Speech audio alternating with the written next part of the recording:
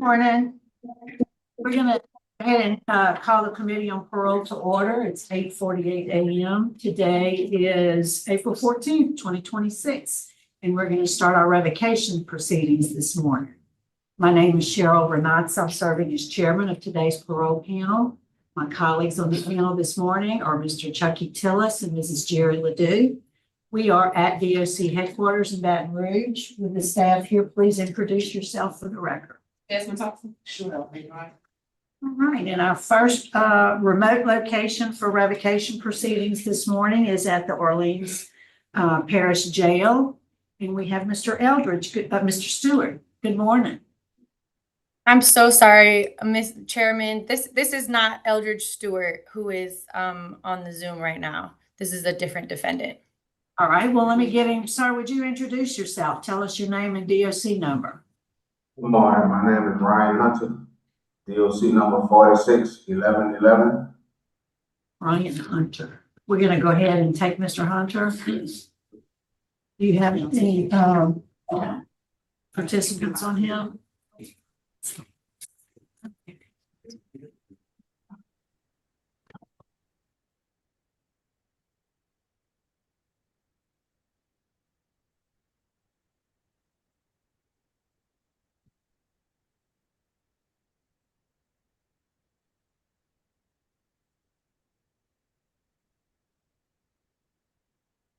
Right. And so, Mr. Hunter have joining us by Zoom is going to be Miss Lydia Hunter, your fiance. So we're here for a revocation proceeding. Can you put up the revocation questionnaire? I'm going to put a form up on the screen and I need you to verify that that's your signature at the bottom of that page. So just stand by. You'll see it in just a moment. Yes, ma'am.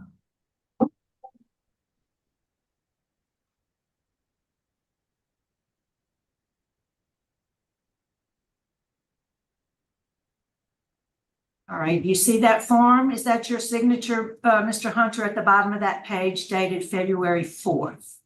Yes, ma'am. All right, Mr. Hunter, and so based on the information that you provided during that questioning, you weren't eligible for an appointed lawyer. Are you ready to proceed today? Without, I'm sorry. are you ready to proceed with this proceeding without an attorney, without a lawyer?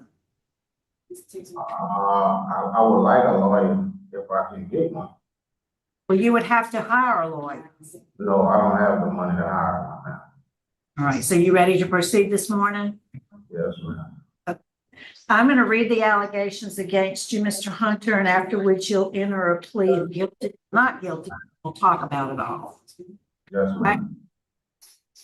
All right, so you're accused of violating the conditions of your parole, and there's several of them. First is condition number 2, and it says you failed to report to your parole officer when ordered, as evidenced by the fact that you failed to report on October 14 and November 6 of 2024. So how do you plead to violating condition number 2? I'm gonna plead not guilty because we were what you call put out, like kicked out. You were evicted. Yeah, I was evicted. Well, we'll talk about it in a minute. The next is condition number 3. It's similar. You failed to live at the address you provided to your parole officer, as evidenced by the fact that attempts were made to contact you at your residence of record on October 15th, October 23rd, and October 31st, 2024. So how do you plead to that violation? Would it be the same as what you just said? Yeah, I was there from July, but I was evicted, I think, October, November, I think. Okay. All right. For 4, this is the most serious. You failed to refrain from criminal activity as evidenced by the fact that you were arrested and charged with possession of a firearm or carrying a concealed weapon by a person convicted of certain felonies, and possession of a firearm or carrying of a concealed weapon by a person convicted of domestic abuse. You were billed with the possession of a firearm on September 2nd, 2025. You do have a trial set for May 19th of 2026. So how do you plead to violating condition number 4, which has to do with the criminal activity that is alleged? Not guilty, man. That's my fiance who was on the phone or whatever. She has her own firearm. She shot herself with, and I dialed 911. Okay. So number 5 is the next one. Condition number 5, you were arrested and charged with the same, that has to do with possessing the firearm. You were arrested and charged with possession of a firearm or carrying of a concealed weapon. So how do you plead to violating number 5? Not guilty. And lastly is number 10 about your fees. It says you were $630 behind on your fees. Yes, I was. So I'm going to go ahead and ask Ms. Hunter. I see her on the phone. So if we could get her to unmute her microphone and tell us what you'd like us to know, Ms. Hunter. You're still on mute. Did I unmute it? I'm sorry. You did. I can hear you. Okay, because I know it was acting crazy earlier. I don't, this is the parole hearing. I don't like. Yes, what do you- this is a revocation hearing. So what Okay. would you like to know? That night, I was under the influence. I do know I was under the influence of alcohol and drugs.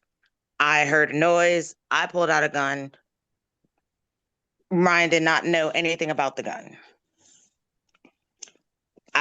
We were homeless, but I kept stuff secret from him. And since I heard something and I was under the influence, obviously something happened to myself. I'm alive, I'm good. And the crazy part is he was the one trying to help save my life the whole time. The fact that he's in jail is just not right. That he's in jail and I'm free, I'm alive, but he's my support system. We've been together for 10 years. Oh, no, be quiet.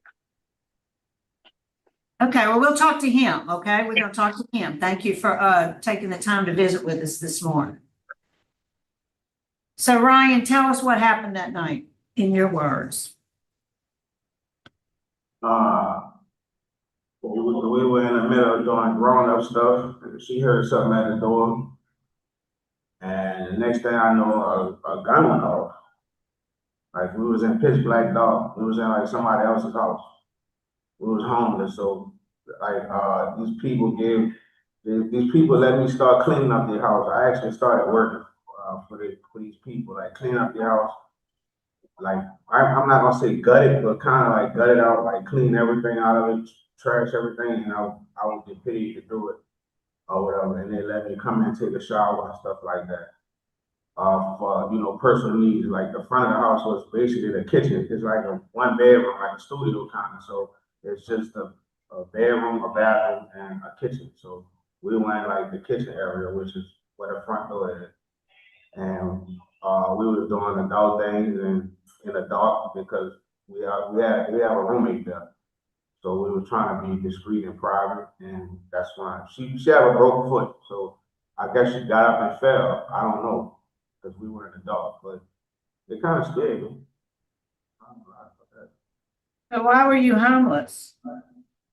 I came home to that evicted because I was dealing with her having drug problems when I come home from jail.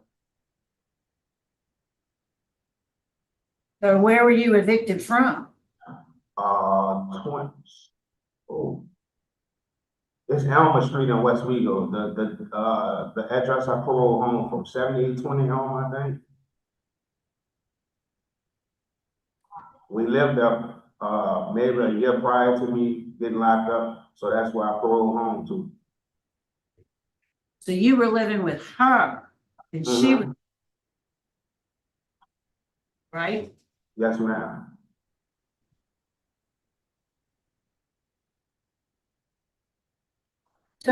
So do you have a lawyer for your trial?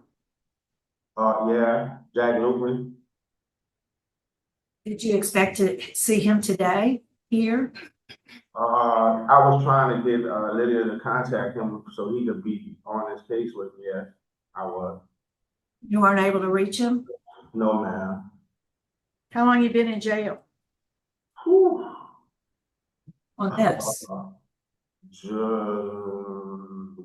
Last year, July 1st, I think. See, you were, July 1st. So you've been in jail.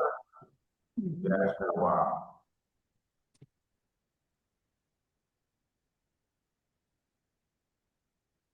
Yeah, I don't have any other questions. Any questions? Either of my colleagues? What do you plan to do if released? I took an OSHA class since I've been back there.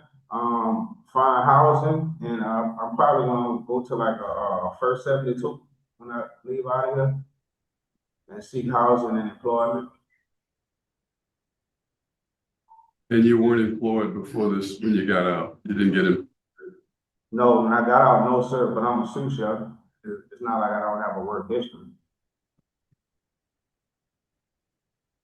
Okay. Like, it's been the first time I've been jobless. Like, I came home to a relative passing, and then my spouse on drugs, so that's kind of hard to deal with. Is she, in any treatment for drugs?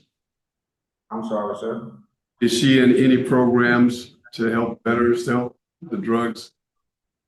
She live in a different state now. She's actually in, I think, South Carolina or North Carolina with her mom, but yeah, she doesn't do any of that. So y'all are no longer in a relationship, or are you? Yeah, but we still together, but we was homeless. I had to, had to make the best that we could make. We were living out of car. Well, I'm concerned because I don't see, you admitted you were behind on your fees. I understand you were homeless and you were out of work. But in the information that we have, we also, Miss Hunter rather, indicated that she had, she was under the influence of drugs, and in the police report, it says you were also, so I'm worried about you. No, ma'am, I wasn't under the influence of drugs. I wasn't a drug user. But you admitted using meth while on probation, on parole. In the officer's report, your age. No, I was never asked that. That didn't come from my mouth. I was never asked taking a drug test or nothing like that. I was actually accused of shooting her, and then it went from they realized I didn't shoot her to constructive carrying of a firearm right now. Like my charges have dropped. Like I'm innocent. I didn't do anything. I just dialed 911. Well, do you want to continue this until you have your trial in May? I would like to, so you guys can see I'm innocent. No, that's good. The injection. All right, Mr. Hunter, we're gonna allow you to go to court May 19th. We're gonna continue this proceeding until after resolution of those charges. Good luck to you. Thank you.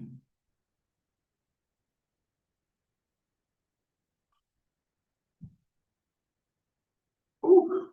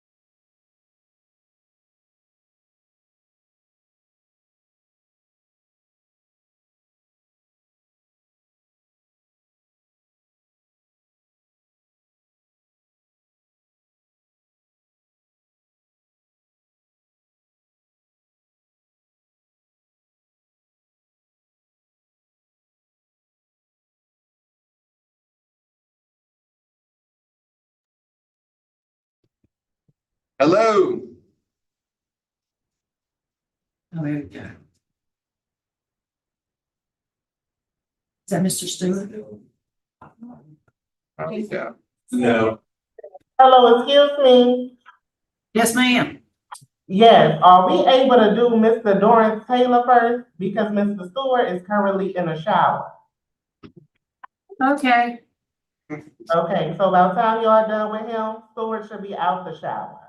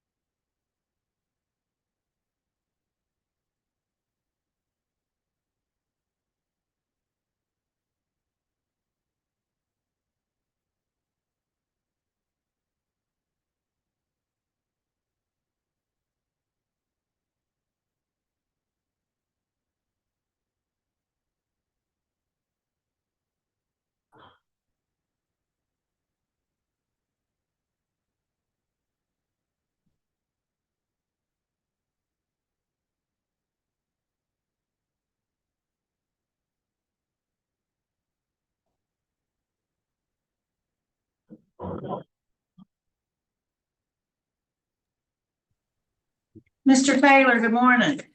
Good morning. We are waiting on your lawyer. Ms. Flanagan is dialing in now, but we would like for you to introduce yourself, sir. Tell us your name and DOC number. My name is Durance Taylor. My DOC number is 382456. And you're here this morning for a revocation proceeding. And as I said, we're waiting on Ms. Flanagan to appear on Zoom. So we're going to wait for her. Yes, ma'am. So the way it's going to work, when she gets here, I'm going to read the allegations against you and you'll enter a plea of guilty or not guilty. And then we'll hear from your lawyer. We'll hear what she has to say. And then we'll have some questions for you too. Yes, ma'am.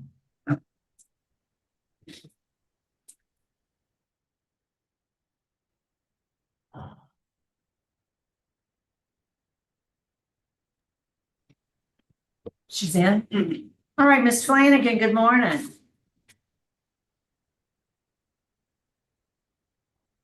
Hi, good morning. We have done our preliminaries and introductions with Mr. Taylor, so we are ready to begin.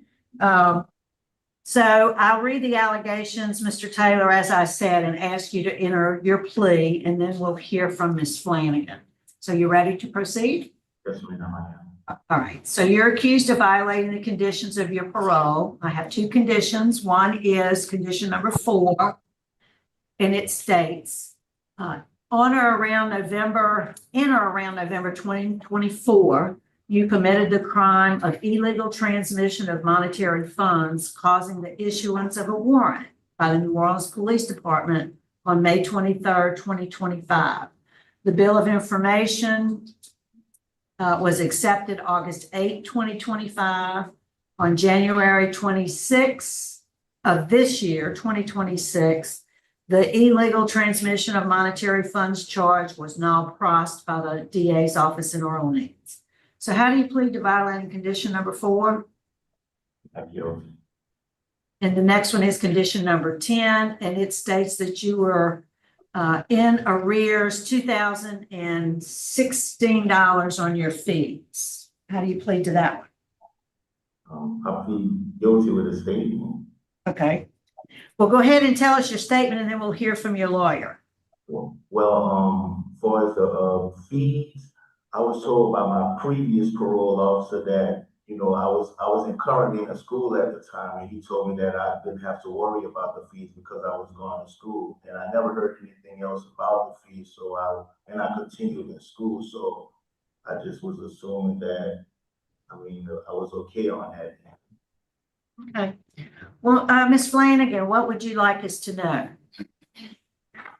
Yes, good morning and thank you. I have submitted a packet on Mr. Taylor's behalf, which hopefully y'all have received. Mr. Taylor does take responsibility for not having paid his fines and fees. It's our understanding that he was otherwise in good standing with his parole officer when he was arrested on this charge.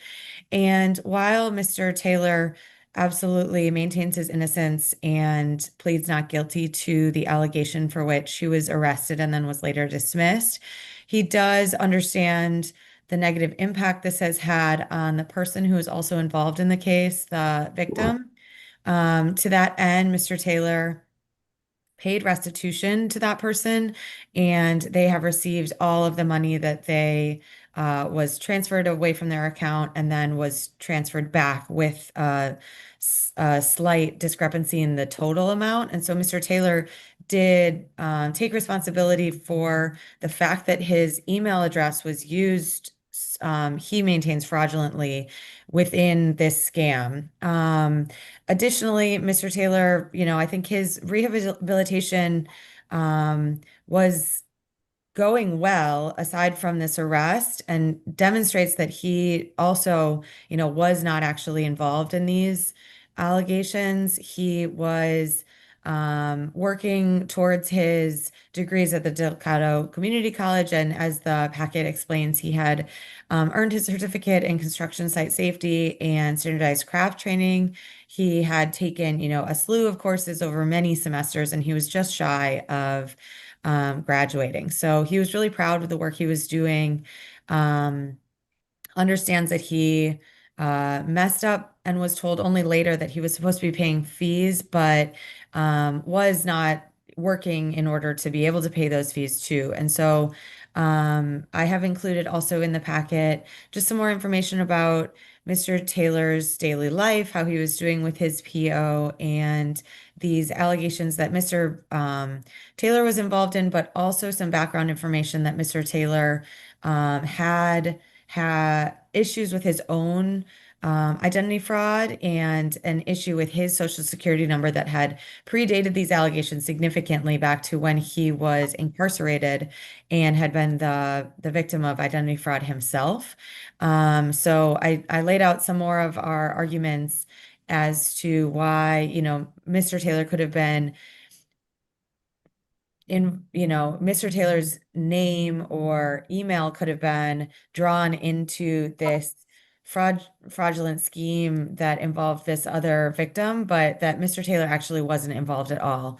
That being said, Mr. Taylor totally understands that the parole board, does not want to see his name, his email associated with any allegations like this. And, this has really been a learning experience for Mr. Taylor about financial schemes and cryptocurrency itself. Mr. Taylor is completely ignorant of any of the apps and technology involved in all of this. It's all sort of new to Mr.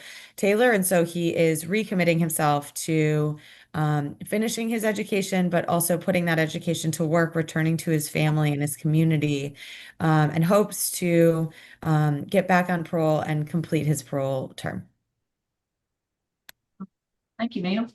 Appreciate it. Now we're going to have some questions for Mr. Taylor. So how did this all happen, Mr. Taylor? Honestly, I have no clue. I don't even have knowledge of cryptocurrency or what cryptocurrency is even for. All I know is when I came to jail, with my friend's girlfriend card. He had his girlfriend's card. She reported it stolen because he wouldn't give it to her. And I wasn't aware, but she came and did the drop those charges because I got stopped in her car. So she came and dropped the charges. Yeah, we're not talking about that charge. I'm talking about the Bitcoin, the money That's that how was in your account. That's how I found out about the charge. Now the charge. I was wanted for this charge like 6 months prior to my arrest, and I was never even aware of it. I was never aware of even being, wanted for these charges. And I did. Right, well, what I'm trying to get at is the money that we're talking about was transferred into your account, not from your account, but into your account. No, it wasn't an account that belongs to me. I never had any involvement. I don't even own cryptocurrency. I don't even know what it is. I never ever had a cryptocurrency account.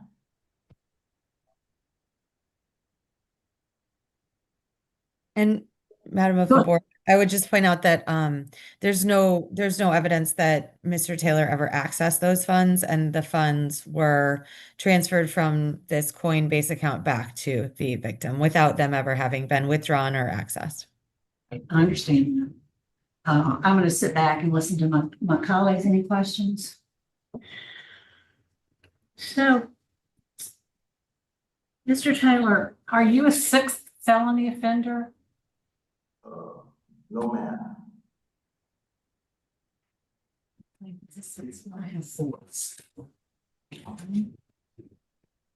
Fourth felony offender. Have you been on supervision before?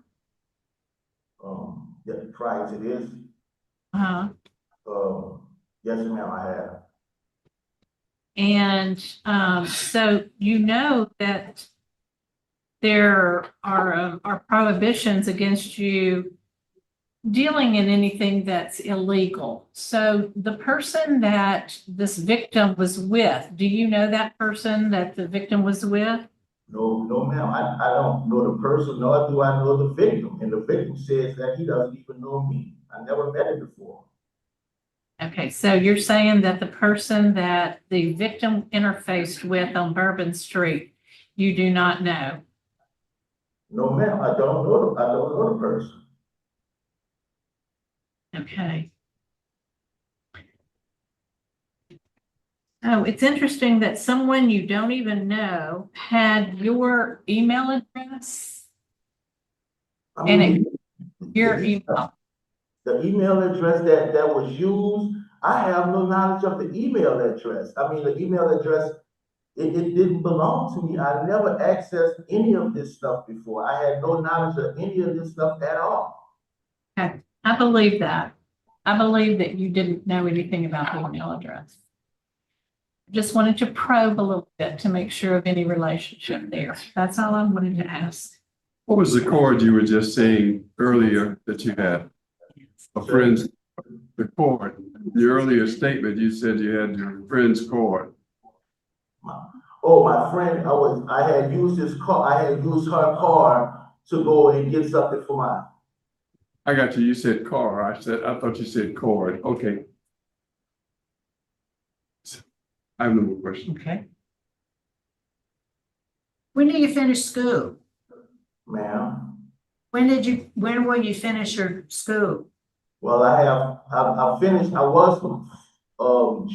last summer, I was to go to summer school. Well, I hadn't completed the class, but they forgot to apply to my credit. So the dean the dean put me in the summer class and told me that I didn't have to report to the class.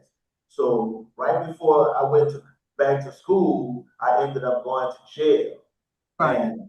But I mean, I still got the credit because I didn't have to actually go to the class because I had completed the class. They just forgot to apply it to my classes. So you've been in jail since last May, almost a year. Yes, ma'am. All right. I'm ready to vote here. Okay, I am too. My vote, Mr. Taylor, is I do believe you had no knowledge of the Bitcoin transaction. My vote today is going to be do not revoke. I am going to issue a reprimand, and I do want you to graduate and finish your school and maintain full-time employment. Yes, ma'am, will do. Mr. Sills. I concur with Ms. Renata. Ms. Ledoux. My vote is also to do not revoke, and make sure that you are receiving all the mental health treatment that you need and continue with employment. Okay. Thank you, ma'am. Good luck to you, sir. Thank you. Yay.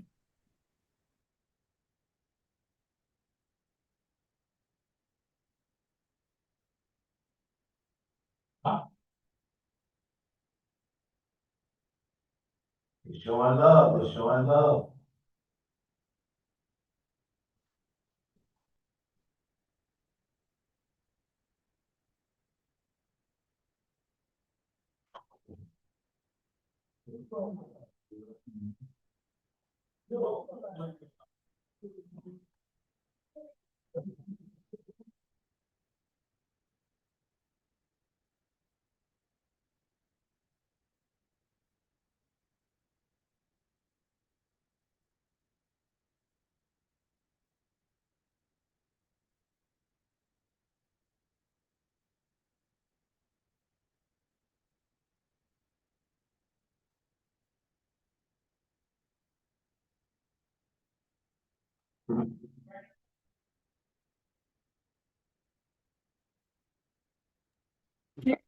Well, good morning, Mr. Stewart. We've been waiting on you.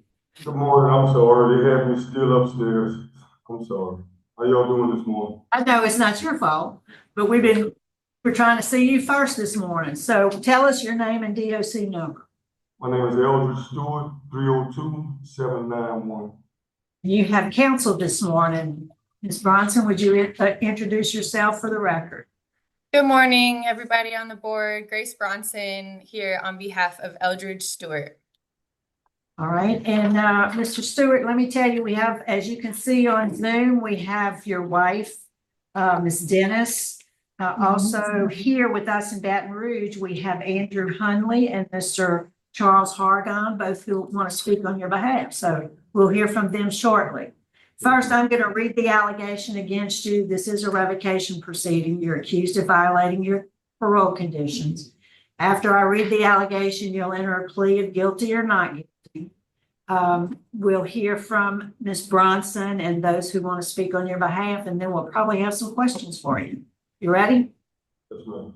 All right, so it's alleged that you violated condition number 4, and that reads, you engaged in criminal activity evidenced by your arrest on January 1st, 2026 by NOPD for the charge of domestic abuse battery and unlawful communications.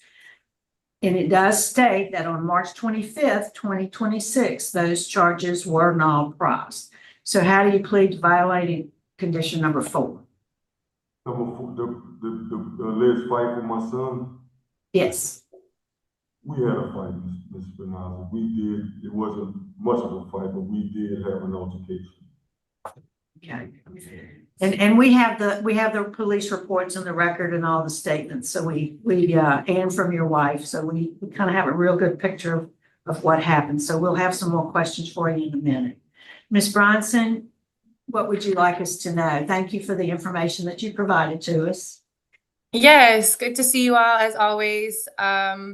Eldridge Stewart, as I believe you, Chairwoman Renatza is familiar with, was granted clemency and parole and has been out on parole for over 2 years. He has done nothing short of exactly what he promised to the board, to this state, to his family, to remain employed, to participate with community organizations and give back, to be involved, and started and got married to his lovely wife, Miss Dennis, who you will hear from upon his release from Angola. And he has done all of those things I have talked to, and I think the board also has the reports from his probation officer, Myron Goins, who is in full support and has always maintained that Eldridge has been fantastic in his as a parolee and being in touch with him. In this incident, there has always been, and as you said, there are letters that I submitted that I know you all have reviewed, and will not repeat those things for the record, but that the issues in Miss Dennis's and Mr. Stewart's family with their adult children are outlined. There's mental health issues, there's substance abuse, and there are issues revolving around her daughter, as well as then her son, who is Floyd, Mr. Floyd, who is 22 and an active Marine and in DC. It is my office's understanding that Mr. Floyd has been contacted and he does not want to pursue further or be involved in this incident, and is fully aware, and based on those as well, that these criminal charges were null prossed by the state, by Orleans Parish. In all of that, Eldridge has been on a parole hold in Orleans Parish since January, has participated continually and gotten over 60 certificates just by using the tablet in the jail, which I have no clients that do that, has continued to mentor and advocate and practice his hospice skills that he had in Angola, and continue to do that, as well as maintain full communication and contact with his family while still trying to move forward.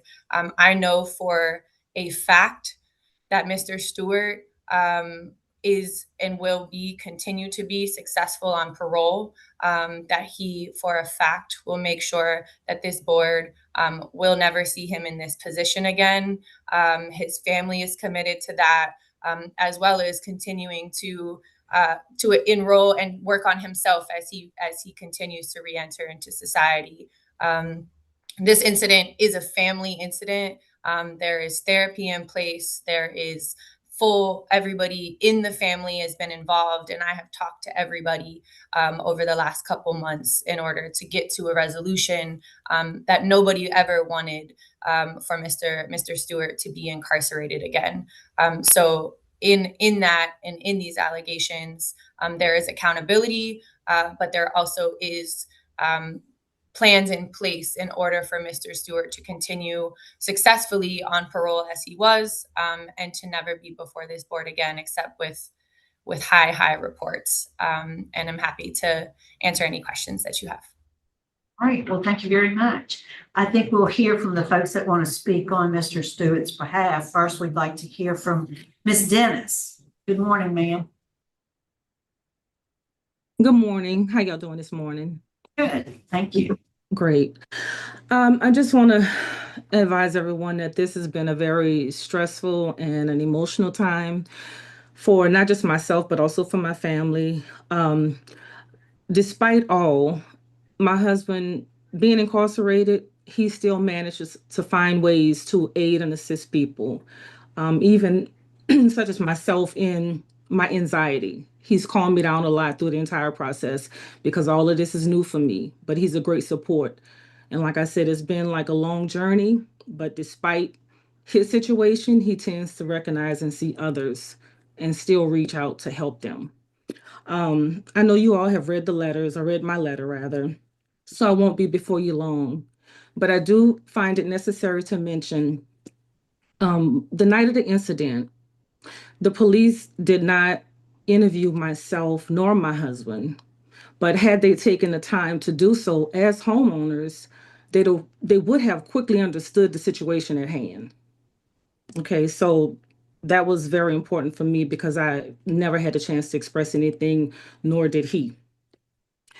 My husband is sitting before you. He's a better version of what you all met some years ago when you all made a decision to parole and pardon him.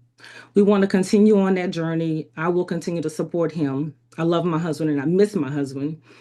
And we're going to do everything it takes, like I said, to keep him moving forward with life. He just want to enjoy life. That's what his words were to me. He just want to live and enjoy life. And I see that in him every day because he's very consistent in his actions and his doing. I'm sorry, I apologize. I also want to say again, the situation that took place, it was here in our home and not on the street. And therefore, I made significant changes recently to assure my husband's safety. Floyd, of course, he lives in DC, and he will not be returning to the home because of the firearm risk that I'm concerned with. Also, our daughter DAVANTE and her kids no longer reside in the home. And of course, in addition to, you all already know that we have a licensed professional, a therapist, whereas we can touch bases with and do counseling, whether it's individual or family. I just want my husband home. Thank y'all for your time. Well, thanks for sharing all that with us. We appreciate hearing that. So here we'll ask Mr. Hargon. We'd like to hear from you, sir.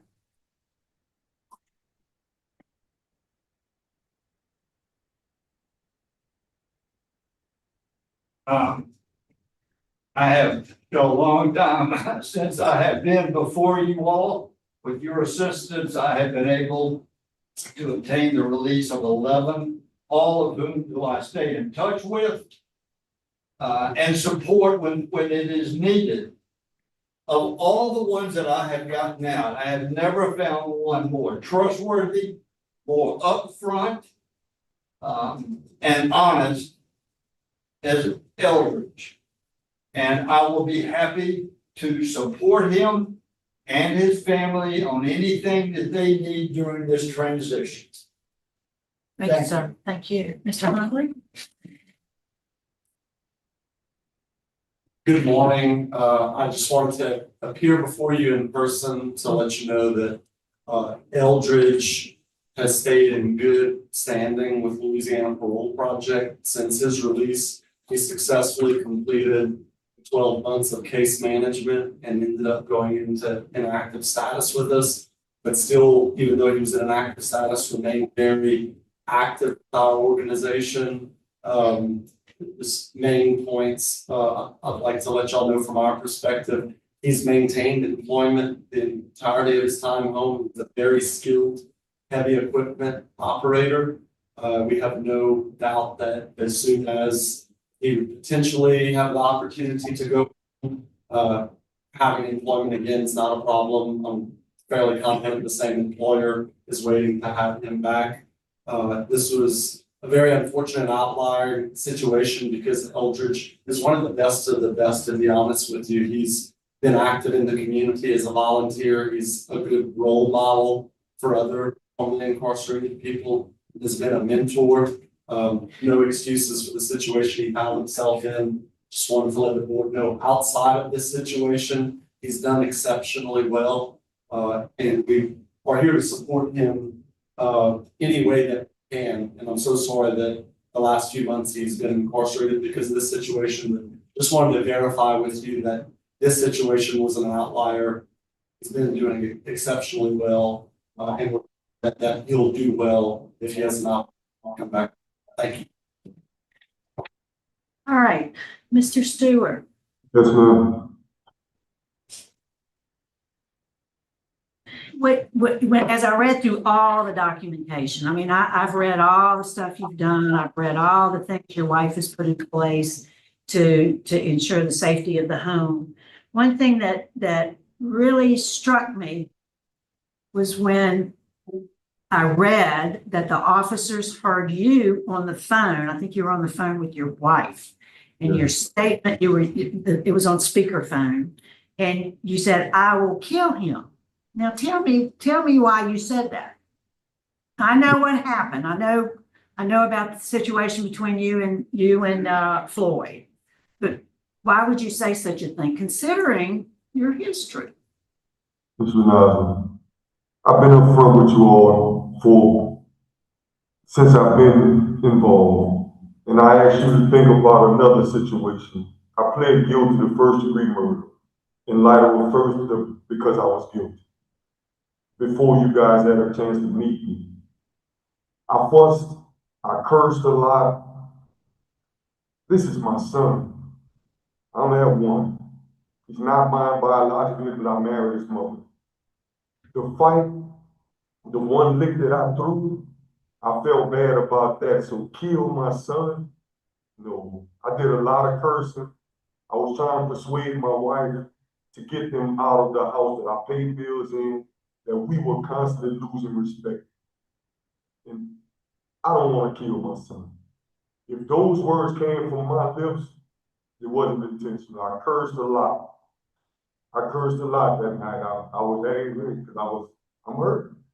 I do everything I can to make sure everybody's straight, and I get, it's a long story, but Ms. Renata, actually look at my accountability and my accountability on.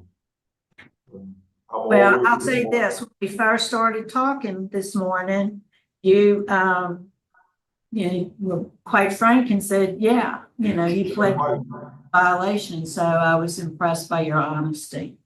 I don't have any other questions. Any questions? I think we're ready to vote. And I'm gonna vote first. My vote today is do not revoke. Thank you, Ms. Renata. And I do hope that you continue with the therapy and the plan that your wife has laid out for you. Continue to do good work. Mr. Taylor. My vote also is do not revoke. Thank you, Mr. Tillman. My vote is to not revoke, continue on supervision, but to complete the family counseling that has been put in place. Yes, ma'am. Thank you very much. I Good thank luck. you all. Good luck. Thank you all.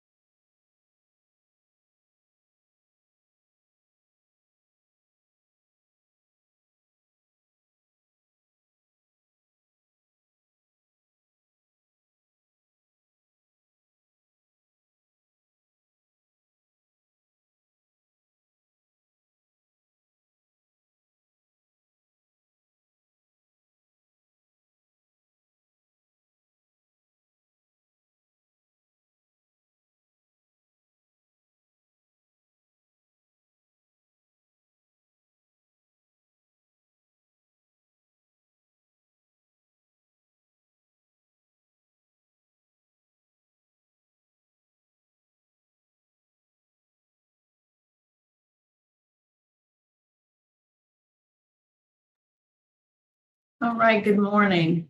The Committee on Parole is reconvening. We're at St. Tammany Parish Jail. And is this Mr. Durand? Yes, ma'am. So would you introduce yourself, sir? Tell us your name and DOC number. Hi, my name is Blake Durand, DOC number 714262. Durand, I'm sorry, I mispronounced your name. Oh, no, it's okay. It's okay. Good morning, y'all. Good morning. So, do you have any paperwork there with you? You have your Yes, ma'am. parole application questionnaire. That's it. Is that your signature on that page at the Yes, bottom? ma'am. Okay, so that means you're ready to proceed this morning without a lawyer. Are you ready? Yes, ma'am. I'm gonna turn it over to Mrs. Ledoux. Your case has been assigned to her, so she'll take the lead. Mr. Duran, I'm going to read out some allegations of parole violation. I'd like for you to enter a plea of guilty, not guilty, or guilty with a statement. The first allegation is number 4, in that you violated the conditions of your parole by engaging in and being arrested and charged with felony theft and entering or remaining after being forbidden by the Slidell Police Department. How do you plead to that? I want to plead not guilty with a statement. Okay, we'll get to the statement in a minute. Another 4 violation, you engaged in criminal activity by committing the offense of bank fraud and theft over $5,000. At the revocation hearing, you were allowed to bond and continue the hearing until the charges were disposed of. Those charges have still not been billed. So your next hearing is supposed to be next week. Is that correct? Yes, ma'am. But those charges are getting dismissed in March. They were trying to see what happened with this charge, but this charge just got dropped. They just brought me to the front and dropped this charge. And you have paperwork to that effect?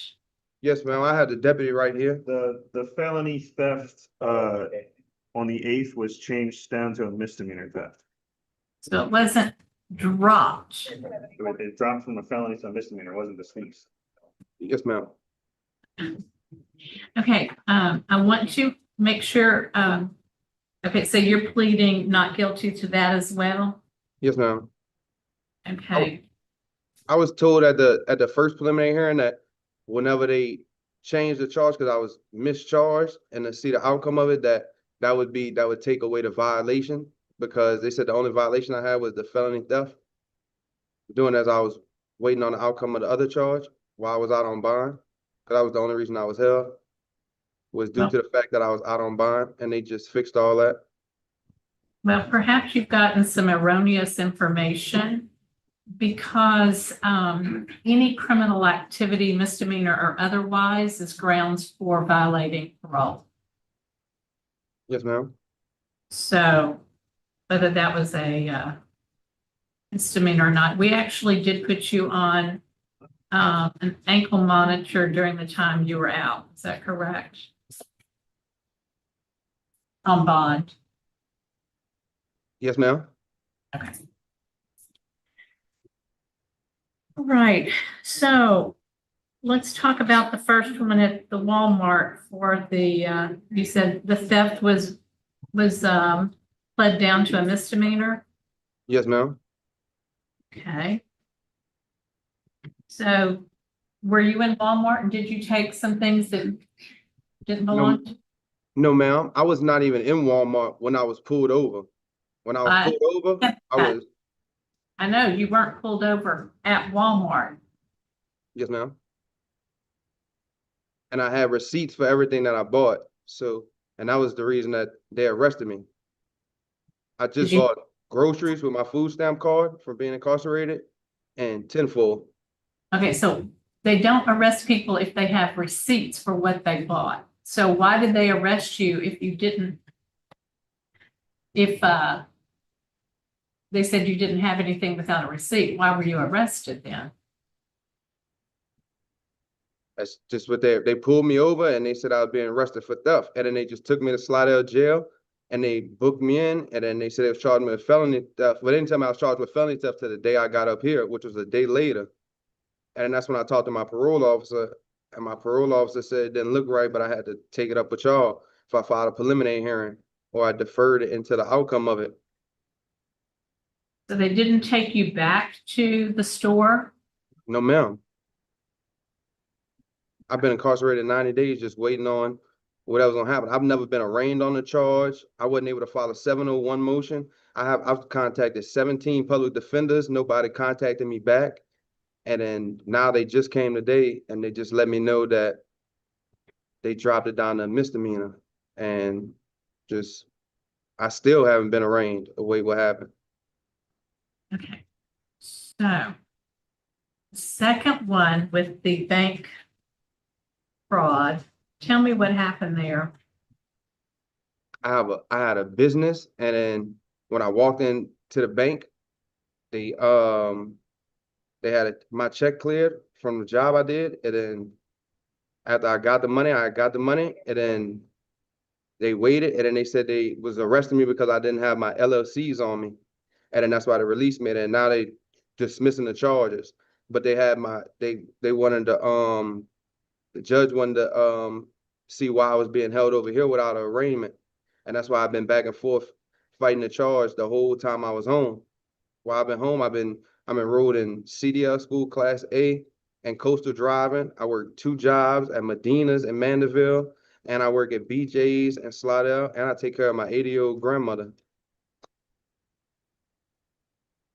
I just couldn't afford to hire an attorney to make the process speed up. And I just been checking on my parole officer. I never failed a drug test. I never missed a check-in. Let's clarify something one more time. You keep using the term that it was dropped.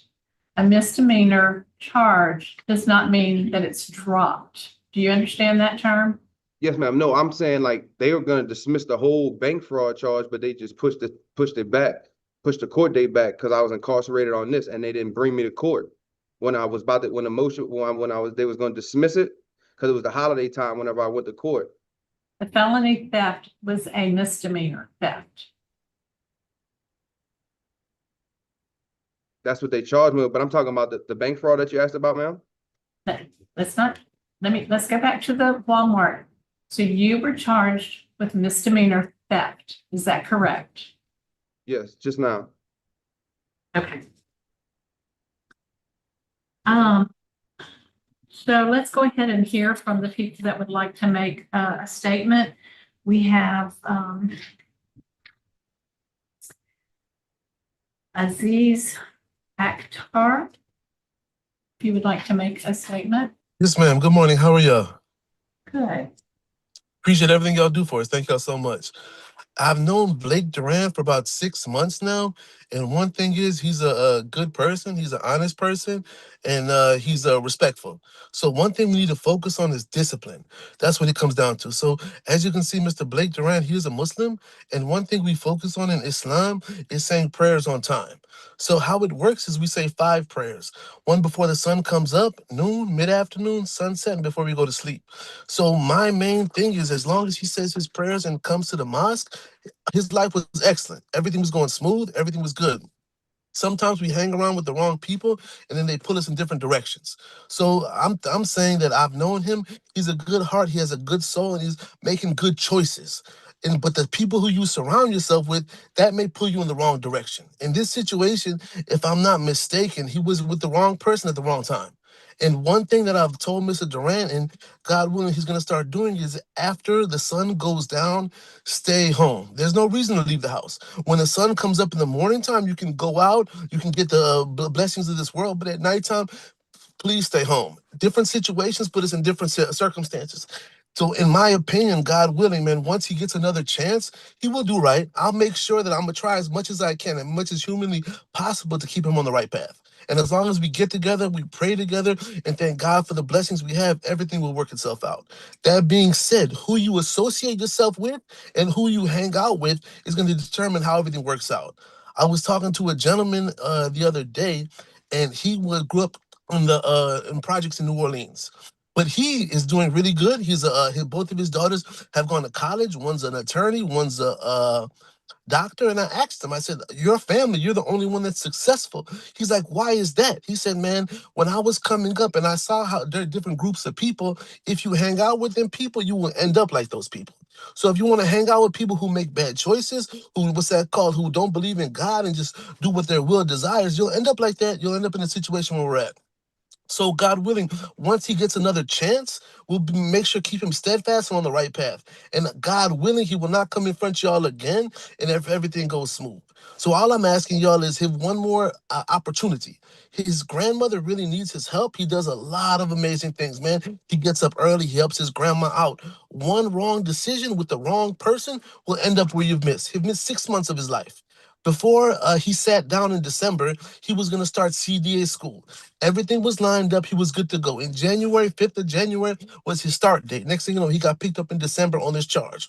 His whole life would have been in motion right now. He would have had income coming in. Everything would have been going smooth and everything was happening. But this one decision he made with the wrong person at the wrong time ends up where he's at now. But the good thing about him is he's resilient. He's steadfast. So once he comes out, once he's on the right path, God willing, he'll enroll in school again and he'll be a productive member of society. I have no doubt that he'll be a productive member of society. But females in the wrong company and bad decisions will get you there. So once we knock this out, these three, yes, ma'am. Bad decisions are illegal decisions too. I agree. So let me, Mr. Durand is a third-class offender at this point. I'd like to hear from your mother, Chantal Durand, and They were not able to get her. We were not able to reach her. okay, and is the stepfather available? Yes, I'm here. So my name's Christian Supreme. Blake and I go back all the way basically till he was born. I am his stepfather, but basically I've been his father ever since he was 2 when I married his mom. But Blake has been going down the wrong path for a long time until this time when he got out. When he got out this last time, it was just amazing that he finally came out with a plan. He was doing everything he needed to do. It was answers to my prayers. I've been praying that Blake learns from mistakes that I've made. I've been praying that Blake learns from his mistakes. And I really, really believe that he did. And he had plans. He was working jobs. Every other time he got out of jail, he just went right back to doing what he was doing. He was not doing what he was doing. He was helping his grandma. He lived right next door to me. I have moved now, but the whole time he was out, he lived right next door to me. And so I was able to see the biggest change in somebody that I've ever seen in my personal life that he was making. As Aziz, I believe, was saying, he had 2 jobs. He was working 2 jobs. And he had, I mean, it was like 3 days, 4 days. That was our whole focus, was to get him to the CDL school. And he had like 4 days. I believe he was starting on Monday. He got picked up on a Thursday. I mean, the call that I got, it was a broken heart call. I couldn't believe it. But I truly believe that by the grace of God, Blake has turned his life around and he is wanting to be a productive part of society. And I truly believe that he wants to use his story to help many, many others. So I'm just asking to please just give him one more chance. Just give him a chance to prove me right, I guess you would say. Please. That's what I got. I love I'll pass this conversation on to my colleagues if they have any questions. What is your relationship now with Selena Cooper? None. I was an old friend. I was helping out. We weren't even around each other whenever the incident took place. Honestly, when I saw the incident happen, I left. That's how I wasn't on the scene. That's how I paid for my stuff and left. That was a case of trying to throw me under the bus, use my background against me. Really, I was just giving somebody a ride. I was trying to be nice. I was literally going right back to my grandma. I was making groceries. I don't have any other questions. You said earlier about the check you went to the bank to cash. And what happened? No, I didn't cash. It was cleared.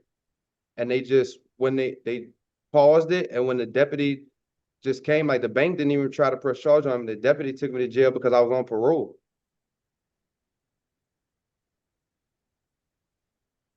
Well, you Yes. know, you got a background, and Yes, that's a ma'am. situation you're gonna face for a long time. You Yes, ma'am. realize it. Yes, ma'am, I definitely do. That's why I try to turn my life all the way around. How many times are you going to AA meetings? AA meetings? Once a week, Every week? every week. Yes, ma'am.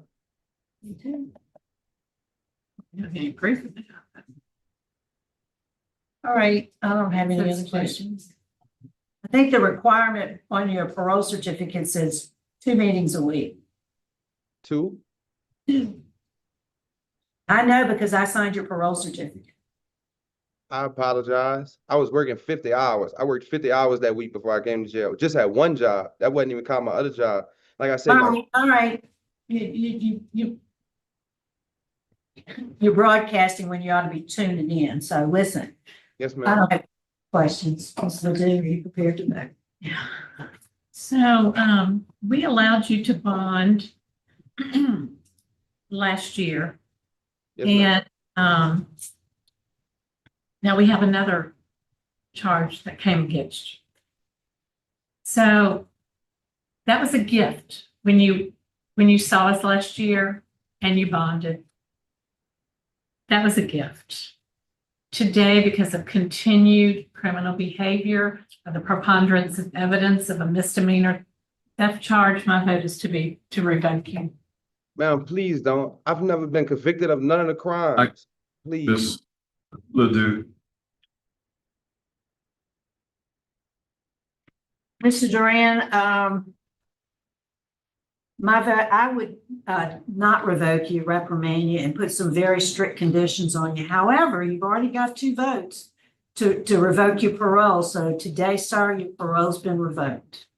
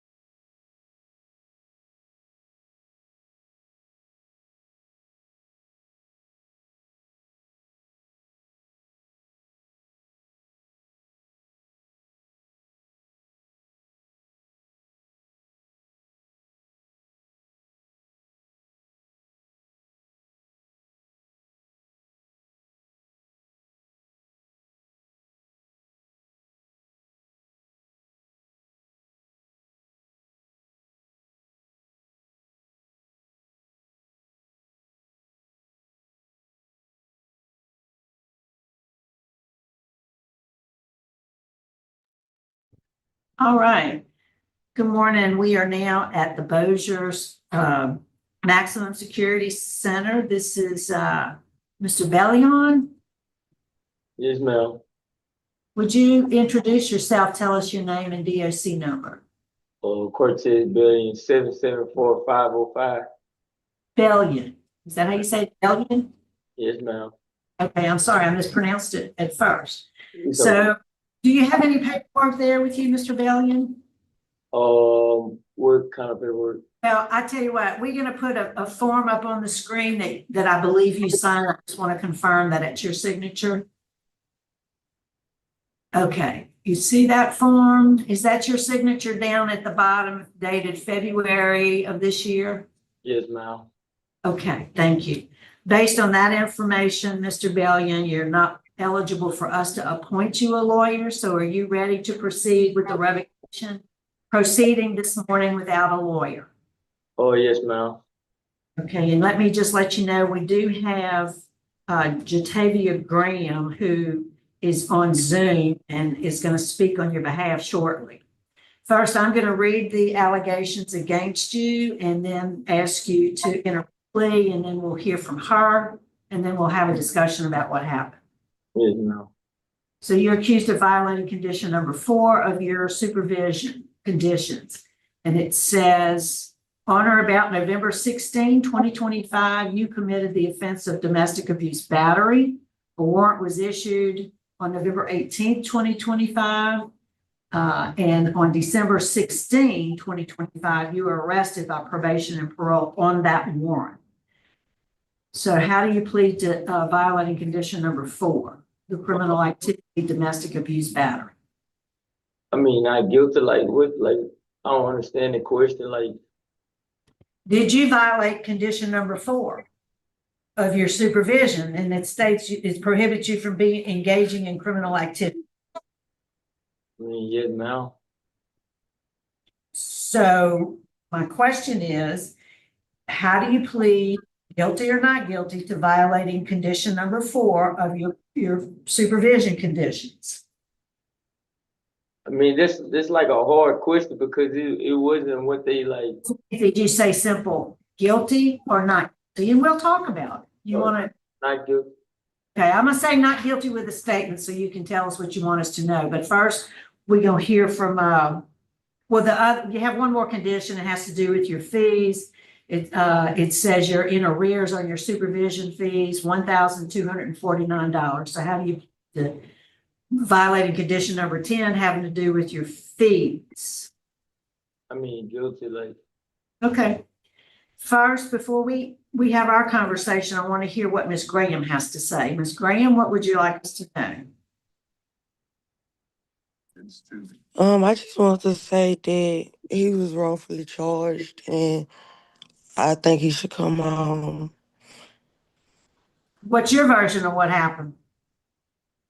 We just had a heated argument and he left. That was all, and I wanted him to get his clothes.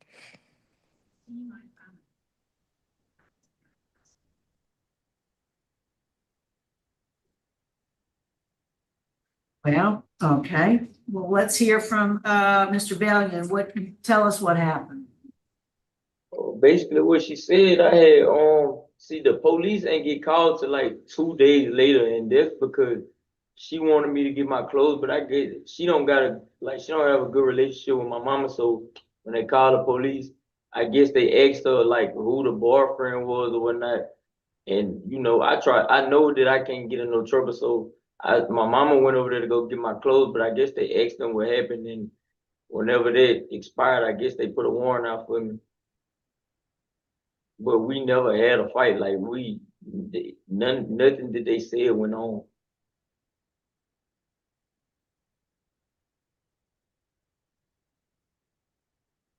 So what I'm seeing is that when you were inside the residence with her, Ms. Graham, y'all got in a verbal disagreement. She says you did, and that it turned physical. And that's as a result of you looking at her social media account, and you got mad at whatever it was that you saw, And the officers that responded saw that she had facial swelling and a busted lip. So how do you explain that? No, that wasn't from the actually when we was in the house, it was all like a joke. We never got physical, the argument was never heated how they made it. Like somebody else made those statements. Like when as I'm holding her phone, I'm really laughing. We really laughing about the situation. She tried to grab the phone from me so I wouldn't get mad, and they hit her in her mouth, like, and it bust her lip. And after that, I automatically stopped and reacted and tried to help out. Like those statements was false. Like she can vouch for that. Like somebody else made the statements when the police came, and none of that never happened. Well, I see where she filed something asking for the, to request the dismissal of the charges, but where my hangup is you've got a history of domestic abuse. The only domestic charge I have is when I caught it 2020, I think 2020, that's what I'm currently on parole for right now. 2024, domestic abuse for a pregnant victim in DeSoto Parish. That's what but I caught the charge in 2020. I just pleaded out to it in 2024. But the charge was in 2020, and the reason I got the parole fee because I had the same parole officer twice. Like in 2022, that's when I caught my first conviction. But when I was getting off those papers, my past had caught up to me like in 2020, so I still had cases pending from that charge. But I just went on ahead and just copped out to it to go and get it out of my way. And I ended up doing another 16 months and, but I'm being real honest, like the statements that was made, I didn't make the statement or she didn't make the statement. None of that went on. I had just came home. I went home not even a month. So how long you been in jail? The first, when I was convicted in 2022 for my first conviction, I did 22 months. Then I came over here and did like a month. Then I went to DeSoto Parish for the charge that I'm on right now, and I bonded out. Then I came home for 4 months. The reason the parole fees like that, I stayed out 4 months after I did those 2 years. I came home in 2024, but every month I went and seen them and I paid them every time. Only reason it's like that because I've been in jail. Like I never had a chance to fully come home and get myself together. So, but when I was been in jail, so you paroled out or you got out February of 2024, and you've been in jail on this parole warrant since December. So, I mean, that's 4 months. 4 months wouldn't be whatever I said it was, $1,200 something. But anyway. Look, remember I told you I had the same parole officer. You got two certificates, I guess. Yes, ma'am. So when I came home in 2024 off the first conviction, I only stayed out there for 4 months, but every month I went seen them and paid them. But I ended up coming back to jail from the charge that I copped out that I had in 2020, and I ended up doing another year and 6 months. So I wasn't able to. How long have you been incarcerated now? Today make 120 days. I want to ask Ms. Graham a question. Okay. Ms. Graham, you say that you all just had a heated argument? Yes, sir. How did your lip get busted?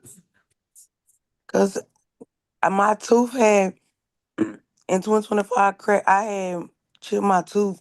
So my tooth right here is fake. And when I tried to grab the phone and both our hands went like this, his hand hit me like this. And I was like, oh, it hit my lip, and my lip got bust like that. We didn't have no fight. Are you afraid of him? No, sir. Do you have these arguments often or sometime? No, sir. Okay. All right. I have no questions. I asked for executive session to discuss confidential matters. I'll second it. Any objection? All right, we'll be in executive session just a moment. Stand.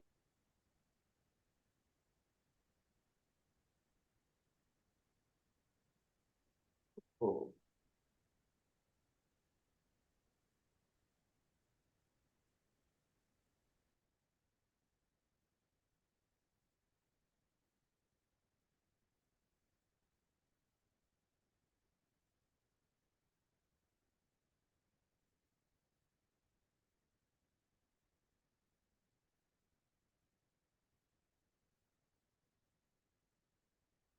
So you still hear me?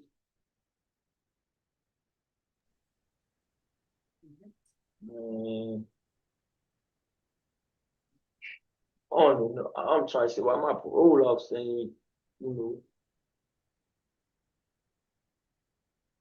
what the, I think it's all up to them. I know.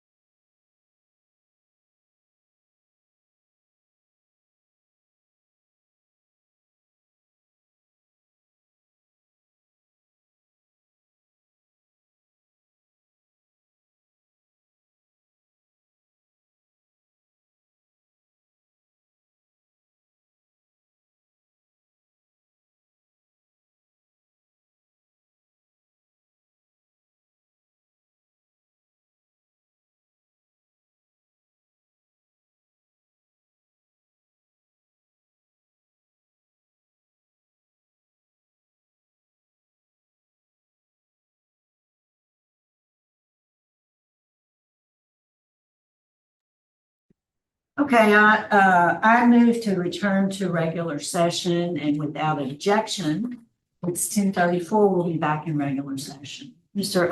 Bellion, I'm prepared to vote. Are you ready for me to vote? Yeah, there you go. Thank you. I'm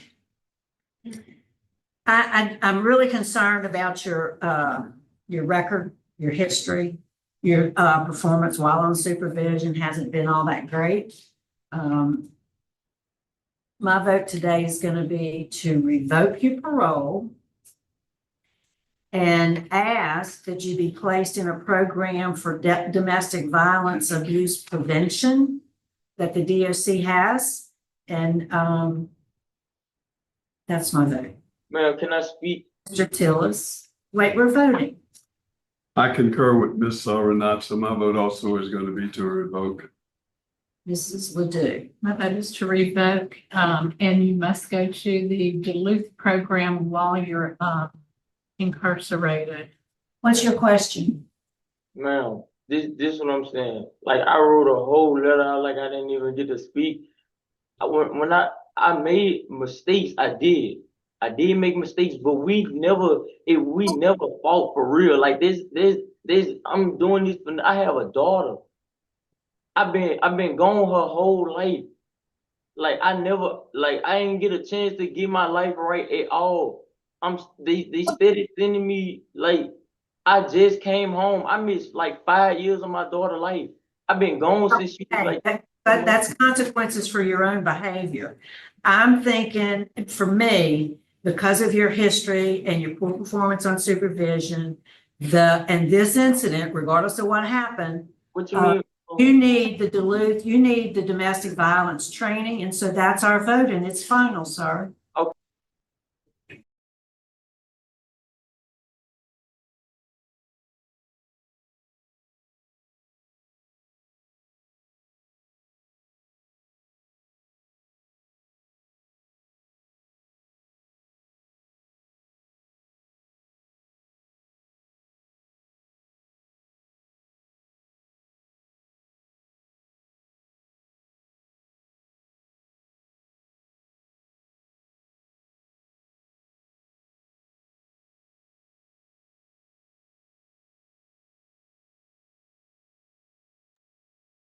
Man, what the fuck, Tay, son?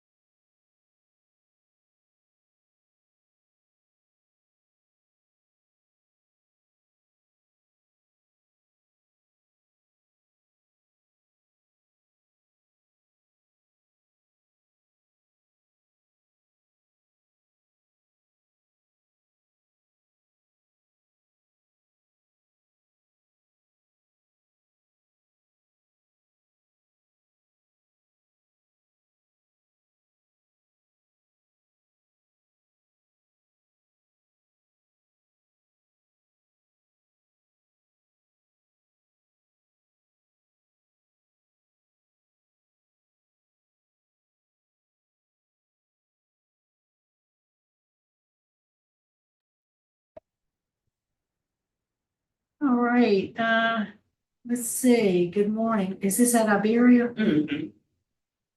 I can't see. We're getting him. We're looking for Mr. Kidd.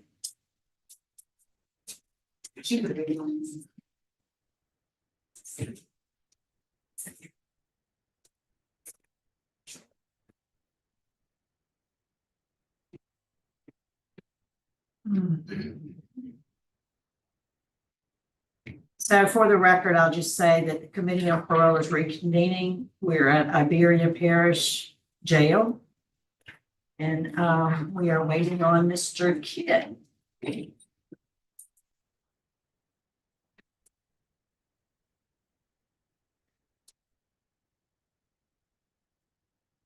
don't know what's going on with their camera. But I'm getting dizzy. As she's going to the offenders.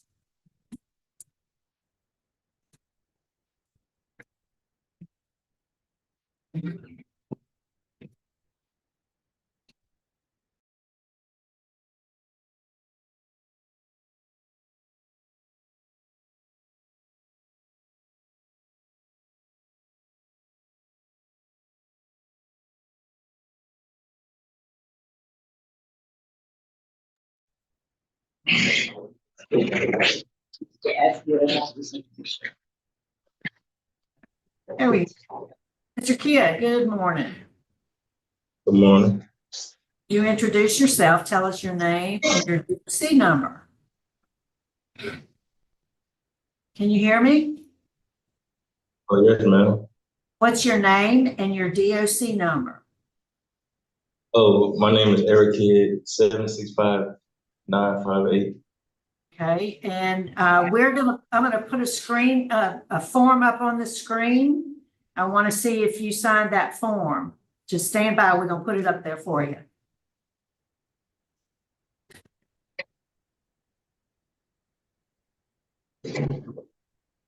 Okay, you see that's a parole revocation questionnaire, and is that your signature down there at the bottom, dated February 13? Yes, ma'am. Okay, thank you. Based on the information contained in that document, Mr. Kidd, you're not eligible for us to appoint you a lawyer. So are you ready to proceed without a lawyer today? Yes, ma'am. Okay, thank you. Your case this morning has been assigned to Mr. Tillis, seated to my left. I'm going to turn it over to him. Good morning, Mr. Kidd. How are you? I'm good, and you? All right, I'm going to read some violations and you can plead guilty, not guilty, or with a statement. Violation number 4, you engaged in criminal activity when you failed to register your current address and vehicle with the Iberia Parish Sheriff's Office as required by persons of conviction of certain sex offense. Subsequently, you were arrested on 2/5/2026 by the Iberia Parish Sheriff's Office, charged with 2 counts: failure to register and notify as a sex offender or child predator. These charges are still pending in district court. Arraignment 4/15/2026. How do you plead? Guilty, not guilty, or with a statement? Not guilty. Violation number 10. You're currently in the arrear of $943. How do you plead? Guilty or not guilty? Not guilty. Okay. Let's go to violation number 4. You say you're not guilty. What happened? Tell us what happened. That is the violation for the vehicle and registration. Yes, sir. Upon me going to my appointment, I spoke with the lady at the sheriff's office, and I set up an appointment for me to go in to take care of my business. But as I went in, she told me that I was under arrest but I was confused because I set up a date with her to go and register. I didn't. I don't understand. You said you were going to take care of it? Yes, sir. I spoke with her over the phone, and she told me to come in so I can register. But when I went in, she told me I was ready. When was that? Do you remember the time and date? The time, I'm not sure. The date, I believe it was on the 5th. On the 5th? I believe so. On February 5th? Yes, sir. But the day that I was arrested, a couple of days later, I bonded out and I went to check in. It was that Friday, I bonded out. And then upon that Monday, my parole officer told me to check in, but I was rearrested on that Monday. I see. Yes, sir.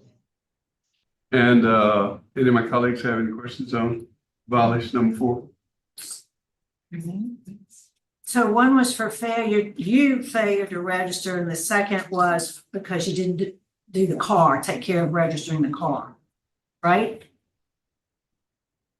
Yes, ma'am. That was my only way of getting to the appointment. If I didn't use the card, I wasn't going to be able to make the appointment. So why didn't you register like you were supposed to? I'm not talking about the car, I'm talking about you.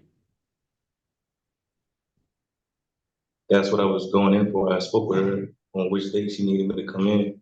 And the day that I went in, she said that I was under arrest for failure to register. So, okay, I see. Well, you did state that you knew that you did not handle certain things and you messed up. Yes, ma'am. Yeah. So you admitted that you knew that you were supposed to do that.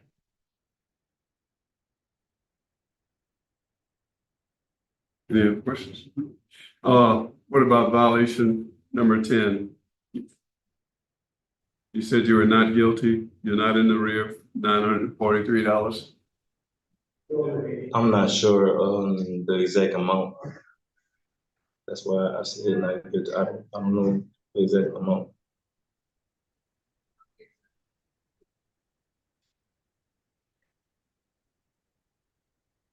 Okay. Any other questions? I'm ready to vote. Okay, Mr. Tell us. My vote is going to be to revoke for violations number 4 and 10. Mrs. Duke. My vote is also to revoke. My vote also, Mr. Kidd, is to revoke for failing to abide by condition number 4 and 10. So today, sir, your parole's been revoked. Okay.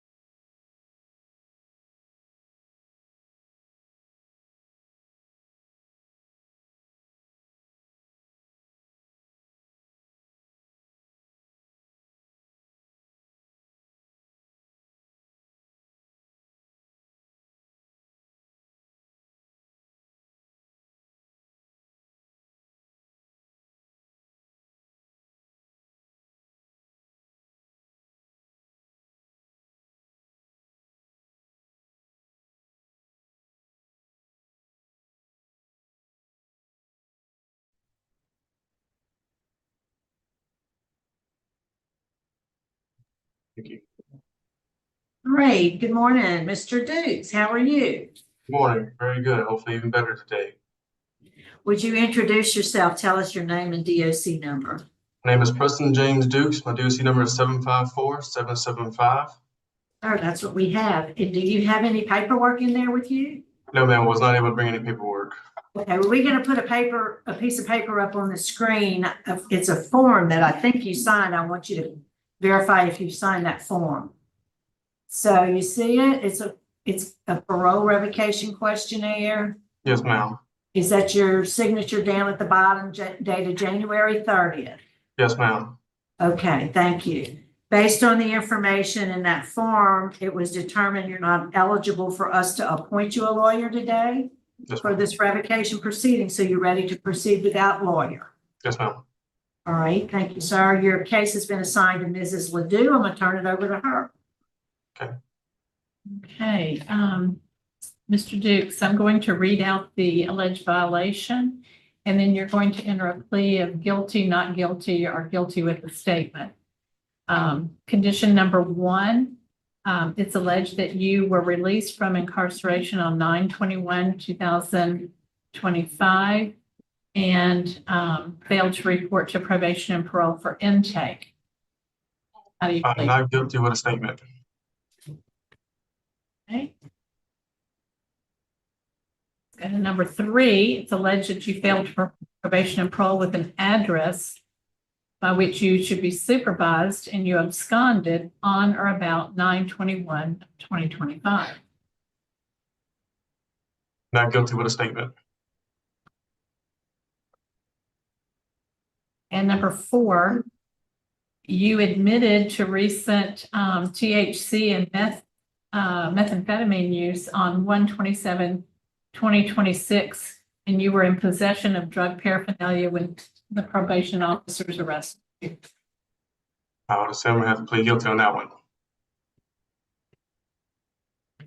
So why did you say that you were not guilty of not going in and reporting? Did you report? No, ma'am, I did not, because I did not know that I was still on parole. I thought by me doing 2 years flat, I was over with. I thought my parole had been terminated unsatisfactory and I would have been backing up my full term, which would have been 8 months and 22 days. I did 2 years flat. I thought I was free and clear for once, honestly. I did not know I was actually on parole. When they gave me all the paperwork to sign, they just said, I said, what is this? They said, release paper, sign if you want to go home. I signed everything I was supposed to sign. I didn't even have time to read. Now, I do remember when I got on the bus and was leaving, I checked out my paperwork and I seen parole thing. And I said, what is this? And everybody was like, it's just a mistake. Don't worry about that. And that was my fault for taking their word for that. I should have looked into it more. But I honestly did not know I was still on parole. You signed 8/25/25, your good time parole certificate. I have a copy in my file. Yes, ma'am. Sure. So even if you were thinking that you were not on parole, you were still doing illegal drugs. Yes, ma'am. I'm willing to do anything that's necessary to, help with that, weekly drug testing, classes, anything. I'm not opposed to anything else aside for that. Okay, so you have had a drug with a gun charge in the past, haven't you? Now that one I'm confused on because no, ma'am, that should not be. It was illegal carrying deadly weapon while committing a crime of violence. There was no drugs in that case. There were no drugs in the case? No, ma'am, not at all. So it was just a weapon charge? This was from the 2020 conviction? Yeah, the illegal carry. No, ma'am, there was no drugs in that case at all. The only time there was drugs involved was with the second time when those charges were dismissed. Okay. I was confused on that when I seen that too. I was like, I don't have no controlled dangerous substance charges. It was just illegal carry of deadly weapon while committing a crime of violence. I was sentenced to 7 years under Act 280. And that's a pretty bad charge, weapons charges. Yes, ma'am, I understand that. Yeah. Okay. I'll ask my colleagues. So you have a drug problem, right? I mean, you just want to establish you have a drug Yes, problem. ma'am. Yes, ma'am. I'm gonna say yes, I do have a little bit of a drug problem. Okay. I'll ask my colleagues if they have any questions. Have you been doing anything to try to solve your drug problem? Honestly, no, I have not, but I am open to that. Like I said, classes, rehab even, I'm not unopposed. I have no more questions. I have questions. All right, I think we're prepared to vote. Mrs. Ledoux? Mr. Dukes, it's definitely your responsibility to know if you're on parole or not. And you have failed to comply with those conditions. My vote today is to revoke your parole, but I will put on here that I think that they should screen you for substance abuse treatment. Mr. Tillis? My vote also is to revoke. And I do agree. I'm pleased to hear that you're willing to do whatever it takes to address your substance abuse issues. My vote today is to revoke with the recommendation that you be screened for substance abuse treatment. So we wish you well, Mr. Dukes. Today your parole is being revoked. Take advantage of any treatment opportunities, please. I have one question.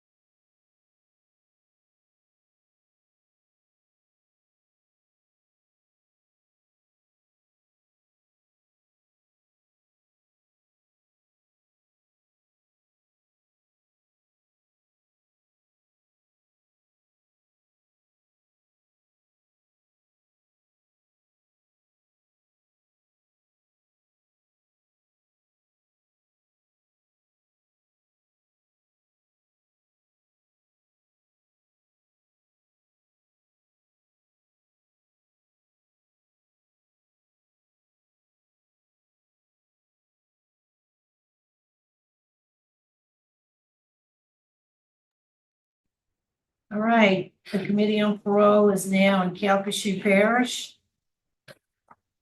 And I think that our case has just walked out.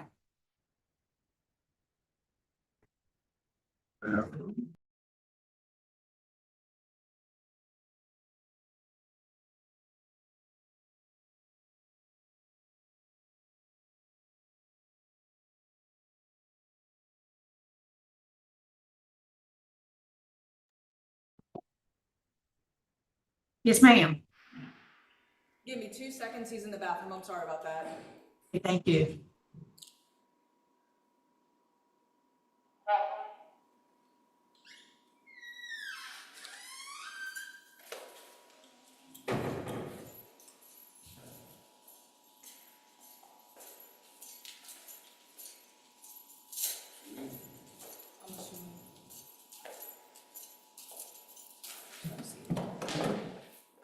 All right, thank you.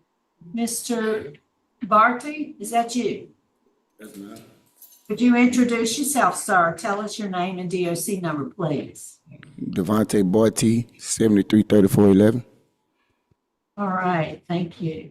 Mr. Bartie, we're going to put a form up on the screen for you to look at. It's a form that I believe you signed. I want you to verify if that's your signature. So stand by, we're going to put it up.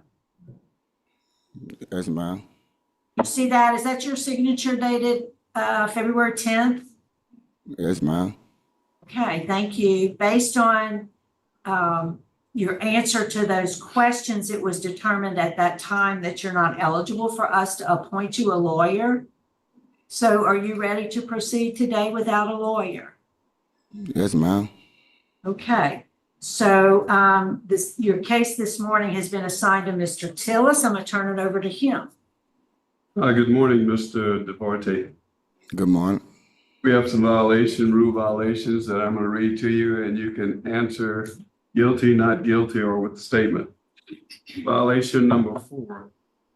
It is alleged you failed to refrain from criminal activities as evident by your arrest on 5/12/2025 by the Lake Charles Police Department for the crime with armed robbery and possession of a firearm by a convicted felon. The charges of armed robbery and possession of a firearm by a convicted felony are still pending, and trial is set for 3/30/26. Trial was refixed on 5/11/26. How do you plead, guilty or not guilty? Not guilty. On violation number 5, it is alleged that when the parolee was arrested by the Lake Charles Police Department on 5/12/2025, that one of the charges filed against the parolee is an armed robbery charge, indicating that subject was in possession of a firearm or another dangerous weapon. How do you plead, guilty or not guilty? Not guilty. Okay. Violation number 4. You pled not guilty. Tell us why not? What happened? Well, they got me like, I ain't have a possession of a firearm. I ain't have like, it wasn't in my possession of a firearm at the time when they said I got caught with a firearm. And the armed robbery, I ain't robbed nobody. You and 2 other guys together that robbed someone? Sir? You and 2 other guys, did you rob someone? You with 2 other guys? No, we had an altercation with somebody. We ain't robbed nobody. Okay, did someone with you have a gun? Yes, sir. Okay. Any of my colleagues got any questions on this first violation? No, I don't. Okay. Number 5, so you just answered there. So neither the guns weren't yours, is what you're saying? Yes, sir. but you were around some guys with guns. Yes, sir. Okay. I have no more questions. Questions? I would just say that the surveillance footage says otherwise. Mr. Bartier, I think that we are prepared to vote and make a decision in your case. I'll ask Mr. Tillis for his vote first. My vote is going to be to revoke for violation number 4 and 5. Mrs. Ledoux. The preponderance of evidence demonstrates that he is guilty of violating conditions of parole. And I do agree. Mr. Bartier, my vote today also is to revoke based on the evidence we have before us. So your parole is being revoked today. Good luck to you, sir. Yes, ma'am.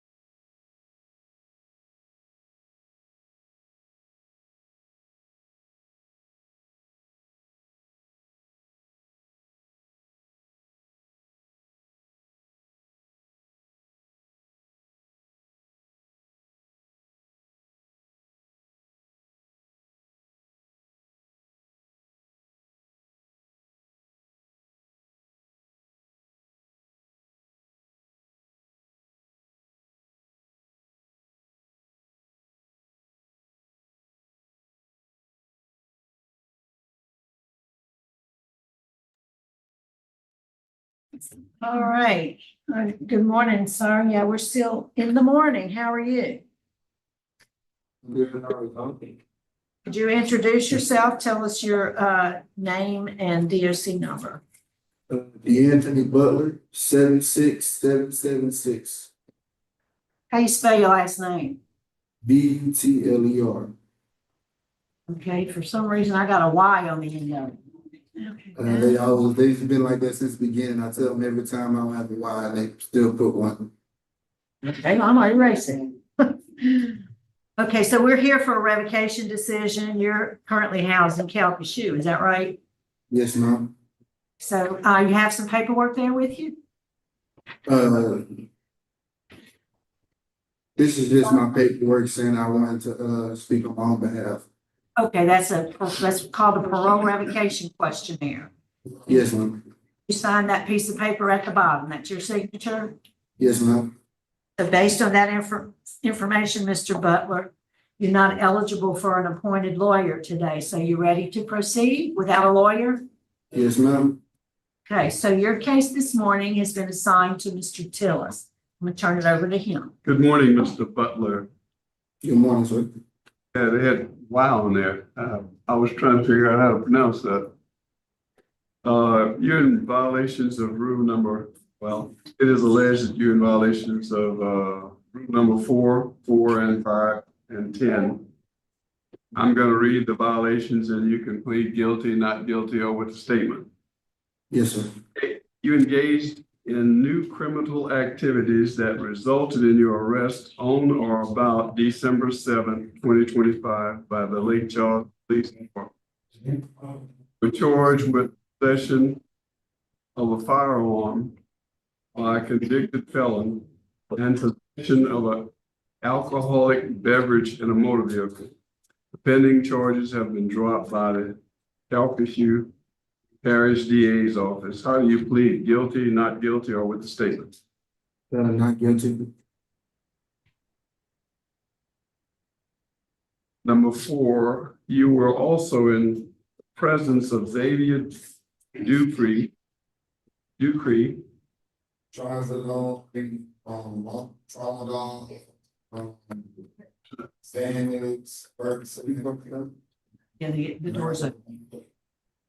I'm sorry, okay, you were also in the presence of Xavier Dupree, a convicted felon who was also charged with possession of a firearm by a convicted felon. How do you plead? Guilty. Guilty? Yes, sir. Okay. Number 5, your violation, you violated the conditions of your, as evidenced by your new charges of possession of a firearm by a convicted felon. How do you plead? I did what? You violated the conditions as evident by your new charges of possession of a firearm by a convicted felon. How do you plead? Not guilty. And number 10, you're currently in the arrear of $189 toward supervision. How do you plead on that? At the time I was arrested, I was guilty, but all my fees, including the amount that's been added since I've been in jail, have been paid up. It says made a payment since, you hadn't made a payment since September 2025. That was true in the past, but apparently right now I paid up, even including the amount of months I've been in jail. I paid all those. All right. Now, on violation number 4, you pled not guilty. Tell us what happened. Why? I was at a gas station. It was racetrack, and I pulled out of the gas station, and I was pulled over by the Lake Charles Police Department. They searched my vehicle, and they found a firearm that at the time I had no knowledge of in the car. I told them on the scene I had no knowledge. I was in the car with Xavier Dupree, and he was on the way. They still charged us with the gun, even though I told him it wasn't mine. And he was telling me about, it's an old friend of mine, and I gave him a ride, which I shouldn't have done, but I did. And he was telling me about how he had 37 years suspended over his head, and I didn't want him to go to jail knowing that he just caught a ride from me. So I told him at the police station that it was my gun, but then I called because I wasn't the only person in use of that truck. It was my vehicle, and I admit that, but I wasn't the only person that used the truck. They had multiple people, friends and associates that used the truck to move things, and one of them had actually left the gun in there. And they came up to the sheriff's station and claimed the stolen firearm. They claimed the gun, and that's why all my charges was dropped. It is your vehicle? It was my truck, but I wasn't the only person that used the truck. Well, you do know you're not supposed to be around a gun. Yes, sir, and I did not know the gun was in there. It wasn't in plain sight. It was inside of a compartment in the truck that I did not search, which is my fault. I didn't search, but I had no knowledge of it prior to being pulled over. Okay.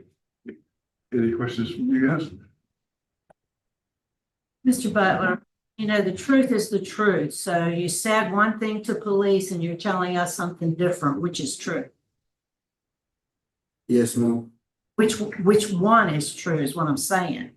Oh, what I'm telling y'all, I at the scene, I denied knowing that there was a gun. And they did charge me and Dupree with it. At the police station, I made another statement, and I claimed the blame to take the blame off of Xavier. Because I felt like that'd be wrong that I gave him a ride, and it was my truck, and he got involved in that whole situation. The girl who owned the gun came and claimed the gun, and that's why I wasn't charged with the charge. She came and claimed that she left it in the vehicle. That's why it's one of the reasons my charges was dropped. At this point, I don't believe anybody's telling the truth. It's all conflicting. I don't have any other questions, Mr. Tillis. Ready to vote? Yeah, I'm ready to vote. You ready? Yep. Today my vote is going to be to revoke you for rules number 4, 4, and 5. Mr. Butler, being on parole, you know, there are rules and regulations that you have to adhere to. It's your responsibility, and when you go down and volunteer that a gun is yours, then that's the choice that you make, and you'll have to. So anyway. Ms. Ledoux? My vote is to revoke based on evidence of possession of a firearm. And my vote also, Mr. Butler, is to revoke based on the evidence before us today. So today, sir, your parole is being revoked. Good luck to you, sir. Thank you.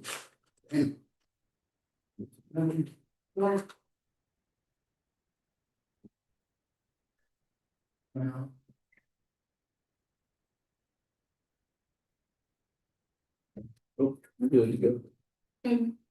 I don't know, waiting, he said,